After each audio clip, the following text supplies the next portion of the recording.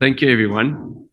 Um, how many of you enjoyed your remote working experience during COVID? Let's just see a raise. How many of you maybe didn't enjoy it, but it was okay? You're not traumatized. It was fine. How many of you were slightly traumatized? One or two honest people here. Okay. I think so. That's a good way of coming in today's conversation. We're going to talk a little bit about remote working and knowledge management in and during remote working. By no means am I going to give you the golden answer or the magic juice you've been searching for all your life, but it's just to share some of the experience. And I think it's a great learning curve for anyone involved in knowledge management. And how many are currently working on either remotely or in hybrid scenario? My hand goes up.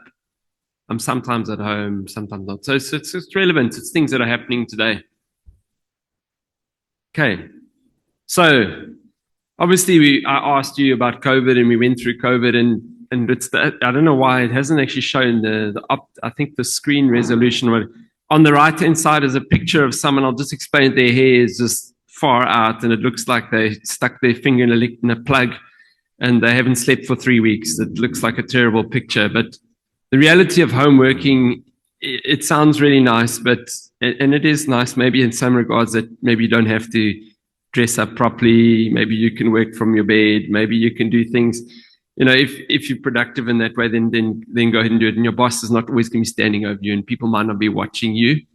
And some people don't need to be watched and that's fine. But it was the reality of the experience and what really, and the romantic idea of it are often quite far apart from each other. And that's what we were just trying to say there with the picture.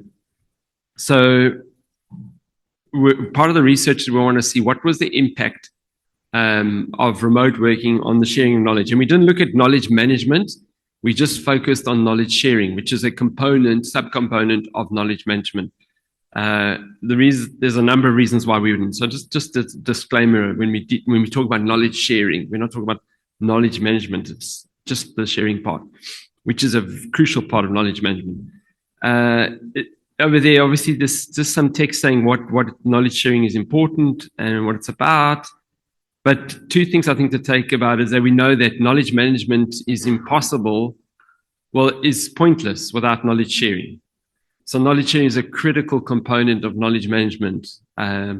And that the other thing we just want to say that sharing technology plays a critical role in the sharing of knowledge. We are heavily reliant on technology. Without technology, knowledge sharing would be quite difficult. The best version of knowledge sharing really is one where it's maybe people to people. But then failing the people to people, the next thing, especially in a remote environment, it's impossible to do it without the technology. So the technology is critical, especially in this environment.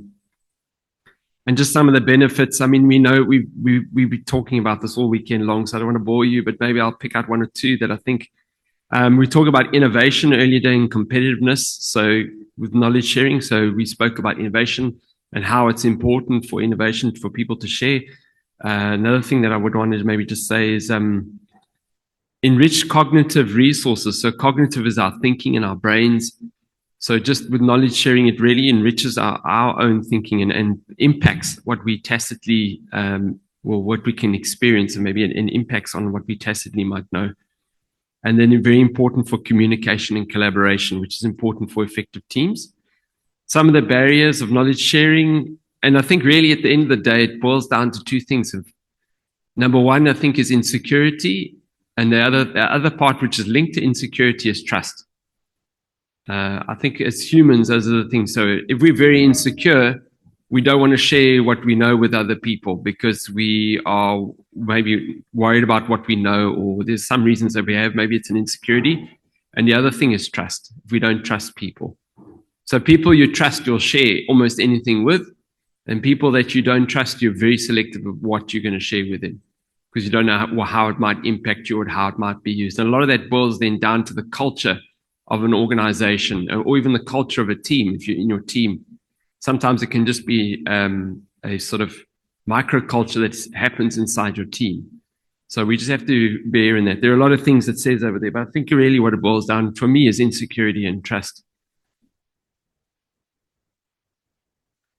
Okay, so for our research, for our design, we did a qualitative design. We developed semi-structured interviews. We interviewed, the people were interviewed obviously using technology. The reason why they used the technology is because these were remote workers, so we couldn't rock up to their house and knock on their door, and it would be nice, but we used technology for the interviews. These people that were part of this research, they all were based, the only thing they had in common was the location. They were all South African, or they were living in South Africa. I don't know if they were South, but they were living in South Africa. I don't know if they were permanent residents or what, but they were living in South Africa at the time. And they were working for a multinational organization, and they had different roles in the organization. So all the South Africans didn't work together, and they worked in different departments or different divisions, but they were all South African. So it gave quite a dispersed view of the organization. And you'll see I might point out one or two things that are not consistent for all of them because of the different teams and units that they were working in.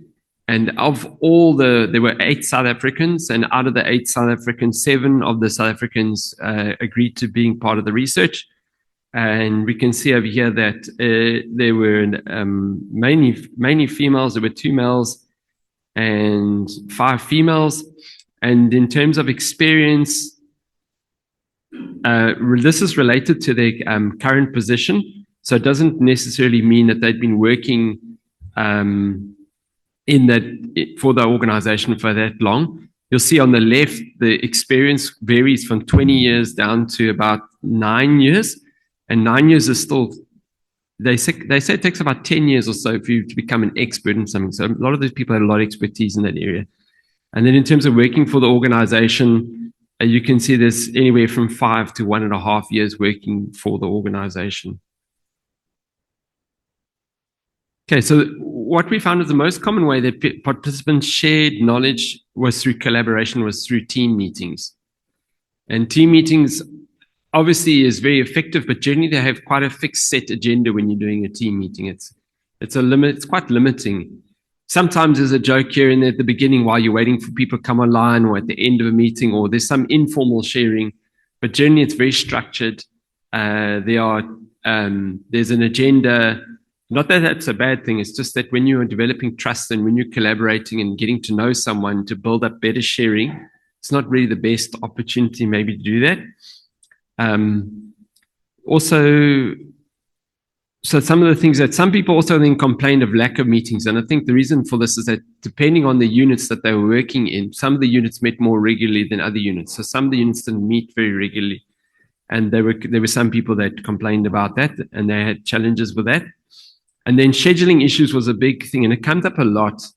But when you're working in a multinational organization, there are different time zones. And so sometimes it's really hard as a South African to work with the different time zones. Now, these employees could work South African office hours, so they didn't have to. So a lot of the people that are remote working for North American organizations are the ones that I know of and spoken to generally start working between 2 and 11 o'clock at night, just to align the time with the other units. Where these in this organization, they could work in their South African office hours. But that didn't happen a lot. Often they had to have meetings outside of that time and find another time to meet with their teams and make those kind of sacrifices for the job. It just was part of the role. And so they found that scheduling was a problem. And it was not just South Africans meeting with North Americans. There were people who were in Europe, mainly Europe, North America, and South Africa. So they were kind of dispersed. Oh, sorry, I missed something there. And then also in terms of technology, so outside of Microsoft Teams, so Microsoft Teams was the main way that they collaborated with, was SharePoint, which we've spoken about, Outlook, so it was their emails, and then WhatsApps. As a matter of interest, who of you think you could do your current job successfully without WhatsApp?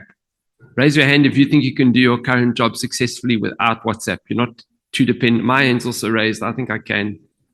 But WhatsApp has definitely become almost like the new emails. I think we get too many emails now. So now people are paying attention to another communication channel. WhatsApp obviously has taken over and become very important for a lot of organizations. So they had some, looking at some of the findings that they had some training initiatives. So some of the people, there were some training initiatives to help people. And some of them, they also used a bunch of external resources like Udemy. So there were external resources they could also use, and in LinkedIn Learning, and Pluralsight was another one that was linked.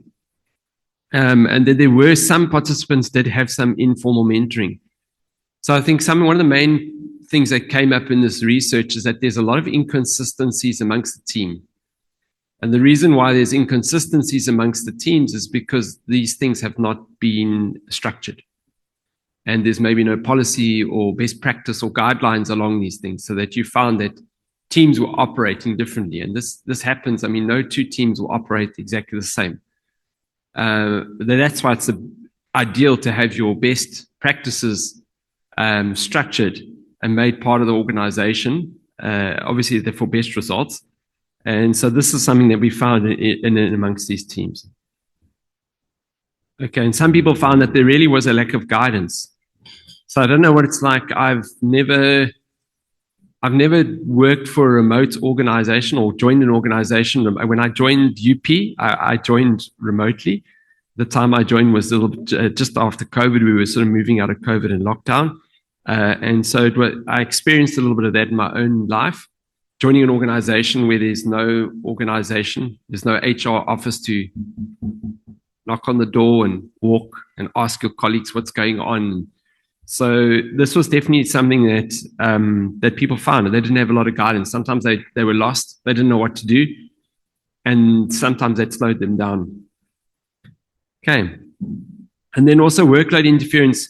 A lot of them found that knowledge sharing activities was just more, there wasn't enough time for knowledge sharing activities, again, because it wasn't built into standard operating procedures or policies in the organization. So it was a nice thing to do. If you had time afterwards, you would maybe get an opportunity to share.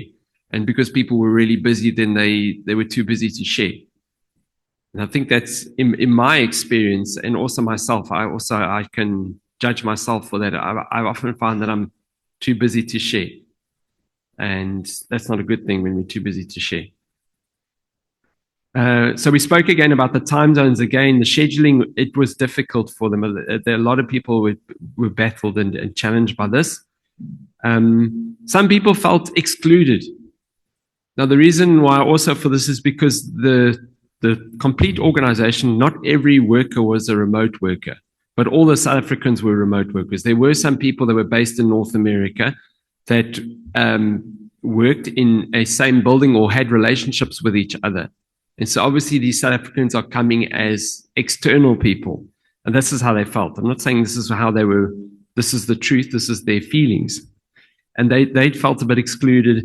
And so they found it a little bit difficult to engage and get information from people and share with people. So they had problems with that. And then also they felt like there was a lack of trust. This is something else that was picked up amongst themselves. So just some general points, things maybe to look at. So those who have looking at remote working and conducting remote working, it's just some things that we can maybe learn from them. Number one is clear communication and training. So some participants emphasize the importance of what clear communication played and training. The training was critical. If you want to bring people in, you really have to spend time and train them, have the right kind of programs to train people that they feel that they're competent, capable, and included in the team. Cohesive team collaboration. So finding ways to bring people together other than just meetings. And that is also a challenge. So for remote working, it's really good to try and find other ways to bring people together, because those unplanned, untimed sessions where colleagues spend time communicating in each other's offices, and I can look at Marty, we often walk past each other's office and stick our head in and start talking and chatting about things. And But those sharing, that lack of that type of sharing is critical, because often it's the unplanned things where a lot of good stuff is, when I say stuff, good knowledge is transferred. And so you have to look at how to try and create this online.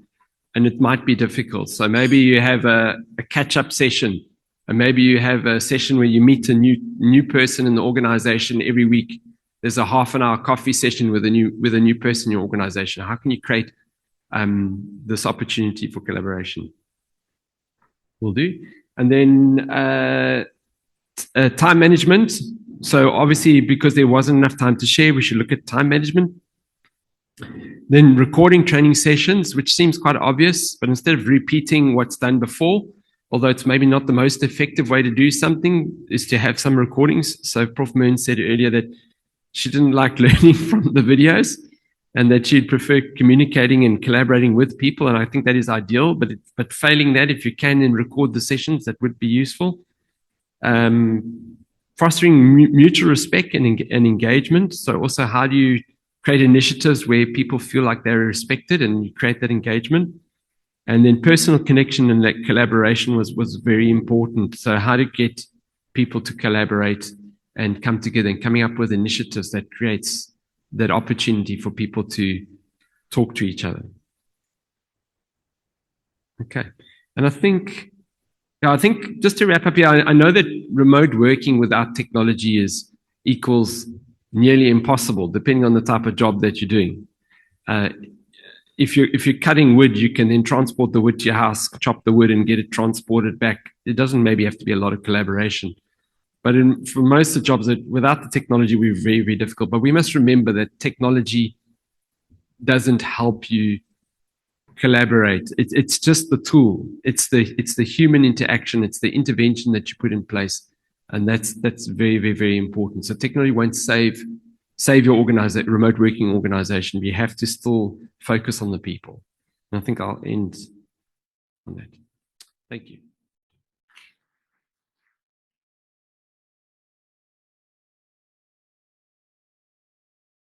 Thanks so much, Janet, and thanks, Doc, for that research.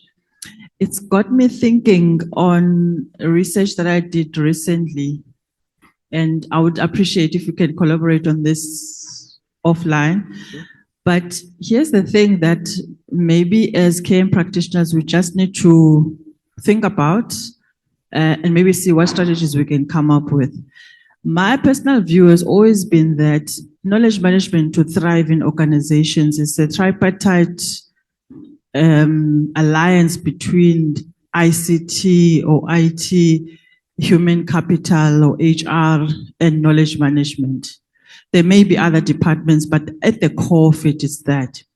If we agree then on that base, the other thing then to consider when it comes to knowledge sharing, particularly in a hybrid context, because that was my focus, that post-COVID, most organizations are actually operating on a hybrid model. Whether it's clearly defined or not, the bottom line is that we are at the office and in an online meeting, or most of the time, people are still able to work remotely for whatever reason. And there's different policies in organizations to accommodate this. The element then of the level of engagement, your first question to us was, how many of you, enjoyed working from home and so on? But that also speaks to engagement. So the level of employee engagement plays a critical role. That was my finding when it comes to knowledge sharing.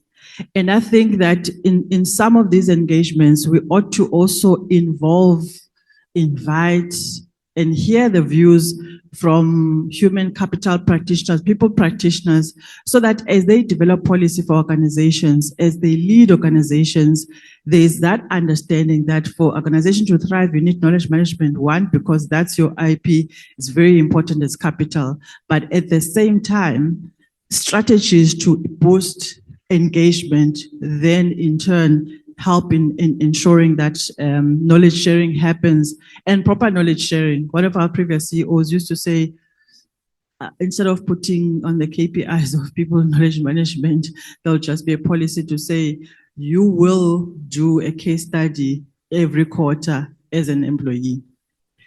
Otherwise, there's no bonus for you. So I said, it sounded like a good sort of draconian, but I said to the CEO, remember, there are case studies and then there are case studies. So people will just fulfill this because they need to get the money, but there's nothing we'll gain out of it.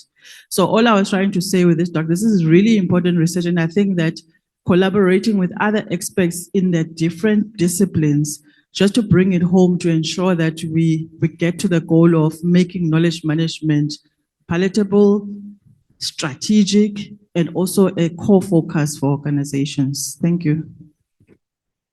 Thank you for that. I don't know if there's anything needed for me to say about that, but if I look forward to collaborating, and I agree with you, because I think the way the world is going and has gone before is definitely more of a hybrid approach. And so obviously we need to adapt our strategies, our use on technology and all those things to meet that demand. Thank you, Doc. Any question? Any other? Thank you, God. Thanks so much, Doc, for such an insightful presentation. I have just one question. I see that your approach or the study towards knowledge sharing is more like technocentric approach versus social, approach. And for that matter, technology is very important. But if you could just, unpack the technological barriers, pertaining to knowledge sharing within that respective environment that you've just unpacked. Sorry. Can I just ask you, can you just repeat that? You want me to unpack the technological barriers? The barriers, technological barriers. Yes. Okay. Yes. I'm just trying to think, in this environment and from the study, we didn't actually really focus on the technological barriers. There's an assumption was made. The assumption number one is that everyone was comfortable and understood the technology. I don't know, that's an assumption that you make. Some people are not. Some people are not. The age of the people, there was an assumption that they were not, you get different ages. Some age groups, more senior age groups, very senior age group, call about the gray divide. So there was an assumption they were in the right sort of age group, that technology wasn't necessarily a barrier in terms of that. So I don't think the study really looked at that. Maybe it was a weakness of the study, but those were maybe assumptions. But normally you get something called, you get the digital divide. So not everyone has access to technology. You get the gray divide. That means that some people are maybe of an age where they find, for instance, it's more difficult to learn something new and they really don't know how to interface and interact with technology. That's another barrier that you've got, technological barrier. I think those are the main ones that I can think of. And then that everyone has access, but that goes back to the digital divide. So, to get a remote working job, you have to have internet access. You have to know how you'll be interviewed online. So you must know how, say, Teams works or a tool like that. So those were assumptions, I think, part of the study, and we didn't really pay attention to that. But definitely for a more universal approach, you'd need to also look at, can everyone go online? One thing to share face to face, but can everyone go online, and is everyone competent for that? So, yeah. But thank you. But definitely, if you want to talk to me later after a glass of wine.